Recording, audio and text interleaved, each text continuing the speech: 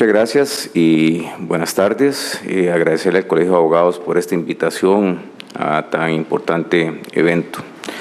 Dice el protocolo que el último de participar supuestamente es el más importante, de lo cual en este caso definitivamente no es. Yo creo que el tema pasa porque el último no tiene nada que decir, ya cuando todo el mundo lo dijo todo. Entonces aquí lo que vamos a intentar es reelaborar o reestructurar un poco más práctico tal vez nuestra exposición. Yo quisiera, digamos, indicar sobre el tema de las medidas cautelares que se han decretado. Al principio, nosotros cuando empezamos a litigar con el nuevo código, vimos que era una aceptación y casi, vamos a ver, rotunda de las medidas cautelares. Ha tenido una evolución poco a poco, y es normal por la jurisprudencia que se ha ido generando, donde se van delimitando estos conceptos jurídicos indeterminados que establece el código. Entonces, esa discrecionalidad judicial se ha empezado a reducir. Vemos que los jueces paulatinamente van valorando todos estos conceptos jurídicos y los van plasmando en su jurisprudencia y por consiguiente nosotros vamos llevándole el tracto a su jurisprudencia. Igual los abogados litigantes en el sector privado. La Administración de Justicia se va a componer de los que participemos ahí. Participan los jueces, pero participa el abogado institucional, el litigante institucional como nosotros y también el litigante privado. Lo que nosotros vemos que a veces el abogado o el litigante privado nos los pone muy sencillo y básicamente es porque no atiende a toda la jurisprudencia que está manejando hoy en día el tribunal. Vamos a ver, el abogado litigante, el que no pasa el parámetro, el presupuesto de buena apariencia del derecho, mejor ni siquiera presente la demanda, porque es casi imposible fallarlo. O sea, con el nuevo Código Procesal, lo que nosotros hacemos es casi contestamos y decimos que tiene el primer presupuesto. Es casi imposible. Hay casos, y muchos casos también, que no los pasan, pero es un presupuesto casi que es totalmente invertido para nosotros y por consiguiente nosotros casi le damos ese presupuesto por establecido. Con el tema de los daños, aquí hay un error frecuente que se hace por parte de los litigantes, es que basan toda su teoría del caso en la propuesta cautelar y no es el tema. O sea, básicamente cuando uno se da cuenta de los escritos de las medidas cautelares, van analizando el fondo de la situación fáctica, que es lo que le preocupa, me imagino, que al cliente. Situación que, como dije, la buena apariencia del derecho ya la va a pasar. O sea, aquellos actos que sean competentes, los tribunales contenciosos administrativos los va a revisar. Y, lógicamente, la legitimación y todos los presupuestos formales que se han establecido. Pero se olvidan de los presupuestos, la demostración del daño, de la gravedad del daño, la potencialidad que se debe dar y la ponderación de los intereses. Entonces, cuando uno litiga desde el otro sector, de la Procuraduría, normalmente nos lo pone muy sencillo y nosotros le decimos al tribunal, mire, no se ha probado el daño. O sea, se menciona, se dice, esto me va a afectar al sumamente grave porque me están haciendo un desalojo y voy a perder la casa. Bueno, puede ser una presunción, pero no lo cuantifica, no lo establece, no le dan las herramientas necesarias al tribunal para acreditar el daño y por consiguiente es poco el esfuerzo tal vez del lado de nosotros que tenemos que hacer para ver que nos otorgue las medidas cautelares. Un tema importantísimo para nosotros es la ponderación de los intereses. Y aquí, si usted ve en la mayoría de los votos o las resoluciones, son pocos los que hacen una adecuada ponderación de los intereses y muy claro porque cuando no se tiene acreditados los daños, ni siquiera se va a meter al presupuesto de la ponderación de los intereses. Pero en todo caso, los litigantes también han visto que hay una ventana muy atractiva con las medidas cautelares para acceder rápidamente a los intereses de sus clientes. Al punto que también han intentado, vamos a revisar actos jurisdiccionales disfrazados en su interposición de solicitud de medida cautelar para que se suspendan diferentes actuaciones. Un caso. Una persona había segregado unos lotes y los había ubicado en una zona marítimo terrestre. Cuando la administración nos dimos cuenta de esa situación, presentamos los procesos de licividad en el año 2005. El juzgado llega y declara efectivamente que son bienes demaniales, que los bienes, los asientos registrales se deben de cancelar y por consiguiente pertenecen al Estado.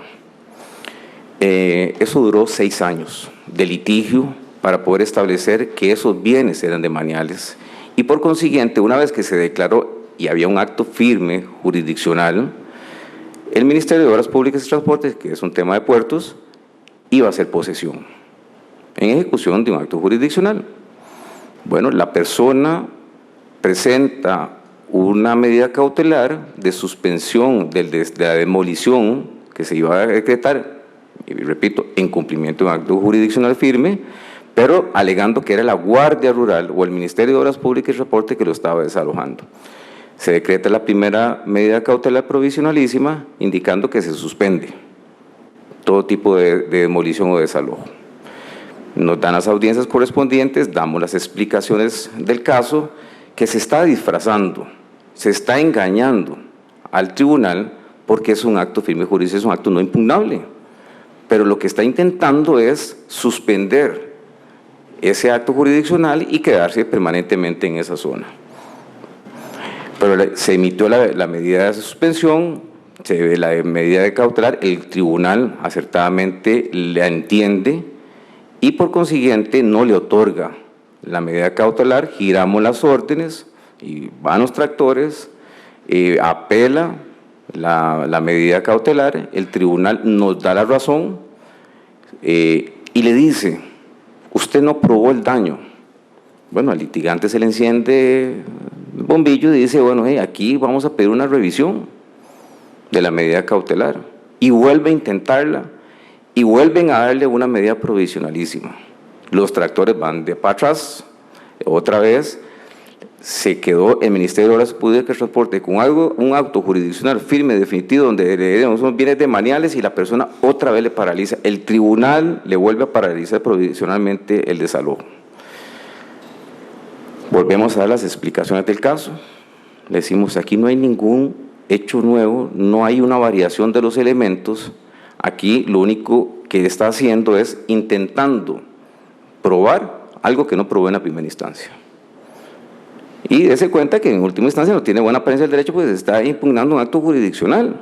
El Ministerio Público o la Fuerza Pública lo que está haciendo es un auxiliar de justicia en la ejecución de ese acto jurisdiccional. Nuevamente, ahí no se entiende, revoca y no le otorga la medida cautelar. Hasta ahí llegó la demanda. O sea, ya el tribunal entendió lo que estaban haciendo, estaba por medio de la medida cautelar paralizando todo un sistema jurisdiccional que duró 6 años para establecer un bien demanial de uso. Otro tema importante, y eso es como acotación para que en el tema de la tramitación no es, vamos a ver, la etapa procesal lógicamente es el inicio, pero hay que poner atención porque dentro de la gestión de la medida cautelar se desprendía todo lo que yo estoy diciendo. Únicamente había que hacer una lectura un poco más detenida para no decretar la medida provisionalísima. O sea, no generar esos actos que paralizan todo hasta obras públicas importantes, únicamente porque disfrazan por ese medio una situación. Otro tema importante que muy pocas veces lo he visto y ahora criticado por mi colega, son las contracautelas. Las contracautelas, según el artículo, párrafo primero, artículo 25 y artículo 28, es una potestad grande que tienen los jueces. Y lógicamente estas sirven para generar un equilibrio, un difícil equilibrio entre todos los intereses que están en juego. O sea, no es fácil, realmente no es fácil. Pero me llamó la atención un caso de un restaurante donde el restaurante se le estaba haciendo un cierre del local porque no tenía las normas de manipulación, la cocina era algo realmente deprimente, se estaba afectando la salud pública, se le giran las órdenes sanitarias para el cierre del local y presenta una medida cautelar, porque dado, en ese momento éramos muy futboleros, dejamos con el Mundial, entonces habían ciertos eventos del Mundial y el señor iba a perder todo el dinero, supuestamente del mundo. Se le decreta la medida provisional, pero se establece una contracautela, diciéndole que tiene que cumplir con todas las medidas fitosanitarias correspondientes. Y cuando yo le dije, mira, qué interesante, en busca de un equilibrio que se debe dar y en resguardo de intereses de terceros, porque aquí estamos hablando de la población que está consumiendo, aquellos ciudadanos que van a ese restaurante en procura de alimentos inocuos, se le está resguardando. Pero por otro lado me quedé pensando, ¿y esto cómo se controla? ¿No será una salud a la bandera que se está generando por parte de la autoridad jurisdiccional? ¿Qué pasa si él dice, qué bien, ahora hago el negocio y se acabó?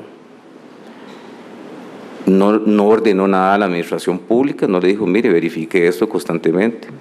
No generó esas actuaciones en resguardo de los intereses de los administrados.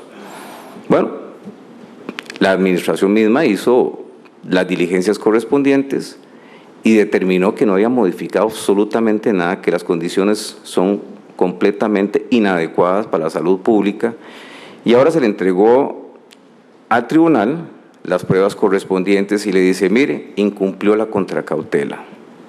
Este asunto no ha sido resuelto. Pero entre las contracautelas, lógicamente ese poder que tienen los jueces de buscar ese difícil equilibrio podrían resguardarse enormemente intereses públicos de terceros. El tema de los desahucios administrativos también es importante. Se genera un desahucio, un desalojo de una familia porque las condiciones de la casa son inhabitables. Así se decreta, así se prueba por parte del Ministerio de Salud y piden una solicitud de medida cautelar. La solicitud de medida cautelar va más que todo que no se destruya el bien, por cuanto es un bien que se va a estar tomando como prueba en un juicio laboral por salario en especie y hace todas las afectaciones de, lógicamente, el abandono del hogar. Al final de la medida cautelar, se da la provisionalísima cuando se establece una inspección ocular por parte del juez para ir a analizar la infraestructura. Bueno, les explico ahí la experiencia con dictámenes periciales que decían que las estructuras estaban malas. Cuando uno le dice, mire, señor procurador, ¿y usted qué opina? ¿Qué voy a opinar yo? O sea, ¿yo cómo puedo ver una estructura? Es más, yo no me imagino cómo el juez va a poder analizar la estructura de la casa. O sea, se ve deteriorada, se ve despintada, pero bueno, al fin y al cabo, no sé, al fin yo me cuestioné cuál era la finalidad de eso, pero bueno, digamos que fue interesante. Al final determina que no otorga la medida cautelar, pero en resguardo, y ahí hay una ponderación de los intereses bastante buena, en resguardo, dice, de la salud de los propios ocupantes. Y entonces lo relaciono con otro caso. El otro caso es de un precario que se está construido a la ladera de un río, donde todas las familias están, pero así como guindando de un árbol. O sea, en la época lluviosa, ahí se caen. La Cruz Roja, los bomberos, nadie puede entrar. Hay informes de la Comisión Nacional de Emergencias que eso es una bomba. Se le pide el desalojo de inhabitabilidad, el desalojo de las familias y se solicita las medidas cautelares de la suspensión. Se dan a suspensión, vamos a las audiencias correspondientes, posteriormente se le otorga la medida cautelar y vamos en apelación y en apelación, digamos, son de esos casos que uno gana y pierde a la vez, porque nos dice no procede el desalojo, pero sí procede la reubicación ordenada. Y es un caso que se acaba de mencionar, pero esa reubicación ordenada, bajo ciertos principios, lógicamente, de tratados internacionales de derechos humanos, no es que no esté en contra, que esté en contra de eso, pero vamos a ver, ¿cuál es el equilibrio? Tenemos familias que están dependiendo su vida por las condiciones que están. Como le decía yo, en ese momento eran los magistrados que estaban actuando en esa oportunidad. En el valor económico y el valor vida, ¿cuál está superior? Si pasa una emergencia y se caen y pierden la vida, ahí no hay orden, ahí hay un desastre, hay que sacarlos.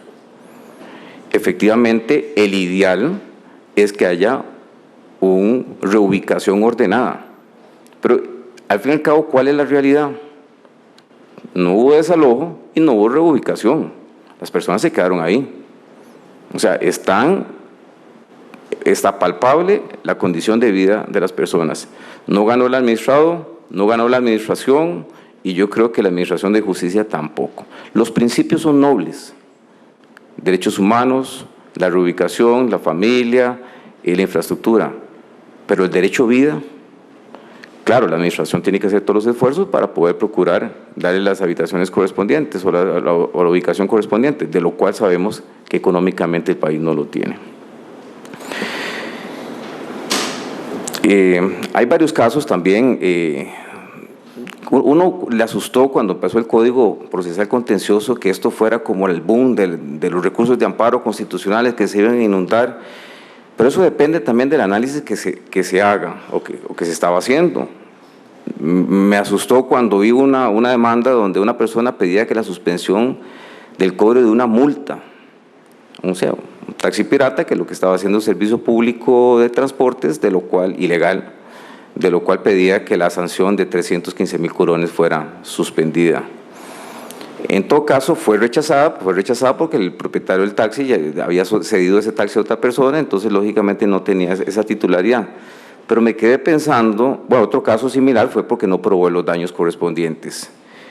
Me quedé pensando qué pasaría si efectivamente los litigantes encuentran el vínculo para poder probar esos elementos.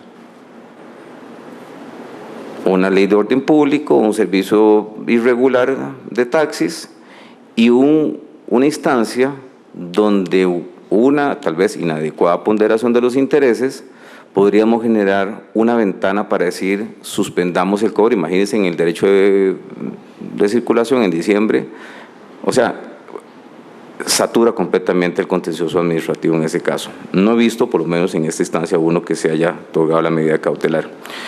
Yo lo que quería hacer es esa reflexión. Considero que efectivamente esos conceptos jurídicos indeterminados cada vez se vuelven más determinados. Esa flexibilidad necesaria para generar las medidas cautelares que fue establecida en el Código Procesal Contencioso Administrativo está siendo cada vez mejor aplicada, y por parte de nosotros que hemos estado litigando, de las 100% de las medidas cautelares, o sea, otorgadas provisionalísimamente o ante causa, el 2% si acaso es el que se está manteniendo. Es decir, no es sustancial lo que se está aplicando. Sí llamamos a la reflexión un poco más, a la ponderación de los intereses, a veces no solo el de la administración, que sabemos que no es el interés público propio, sino a veces de los terceros. Aquellos bares que están contaminando sónicamente a una determinada población y hay denuncias reiteradas por los diferentes vecinos correspondientes, se les pide el cierre, se les decreta la medida cautelar, sigan funcionando, no hay contracautela y por consiguiente los terceros, vecinos, siguen siendo afectados. Ahí, lógicamente, hay un daño económico al propietario que va a ser cerrado, pero conoce las reglas de funcionamiento y por consiguiente debería respetar ese derecho que tienen los terceros según las regulaciones sanitarias. Perfectamente podría caber las diferentes contracautelas con, ¿cómo se llama?, las verificaciones correspondientes de la administración, que para eso está llamada a resguardar interés público. Muchas gracias.